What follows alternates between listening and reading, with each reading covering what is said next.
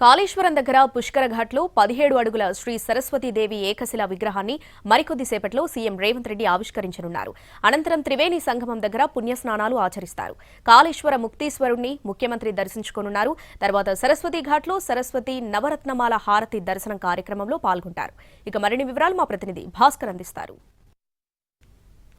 సరస్వతి నది పుష్కరాల నేపథ్యంలో కాళేశ్వరం ఈ గోదావరి నది ఒడ్డు ఏదైతుందో గోదావరి నది ఒడ్డున ఒక సరస్వతి మాత విగ్రహాన్ని అయితే ఒక భారీ విగ్రహాన్ని ఏర్పాటు చేశారు. ఈ విగ్రహానికి సంబంధించిన విశేషాలను కనుక మనం చూసినట్టయితే 17 అడుగుల ఏకశిల కృష్ణశిల అంటారు. ఈ కృష్ణశిలకు సంబంధించి 17 అడుగుల ఏకశిల పైన సరస్వతి మాత విగ్రహాన్ని అయితే చెక్కించారు. మహాబలిపురంలోని శిల్పులు దీన్ని ప్రత్యేకంగా శ్రమించి ఒక 8 నెలల పాటు కష్టపడి ఈ విగ్రహాన్ని అయితే తయారు చేసిన పరిస్థితి ఉందని చెప్పేసి ఇక్కడున్న అధికారులు అయితే చెప్తా ఉన్నారు. దీనికి సంబంధించి మనం ఇక్కడ విజువల్లో గమనించవచ్చు. ఇక్కడ మనం చూడొచ్చు ఈ విగ్రహం సరస్వతి మాత విగ్రహం పరిసర ప్రాంతాల్లోనే ఇక్కడ మరొక 4 విగ్రహాలు కూడా ఉన్నాయి. 4 విగ్రహాలకు గనక నేపథ్యాన్ని మనం పరిశీలించినట్టయితే చతుర్వేదాలు 4 కాలాలు, ఈ 4 కాలాలకు చతుర్వేదాలు 4 వేదాలకు సంబంధించిన ప్రతీకగా ఈ 4 విగ్రహాలని ఆవిష్కరించారు. దీనికి సంబంధించి మనం వీటికి సంబంధించి అధికారులు అయితే ఇది ఒక శాశ్వత ప్రాతిపదికన ఈ సరస్వతి నది పుష్కరాలు 12 ఏళ్ల కోమారు వచ్చే సరస్వతి నది పుష్కరాలకు ప్రతీకగా ఈ విగ్రహాన్ని అయితే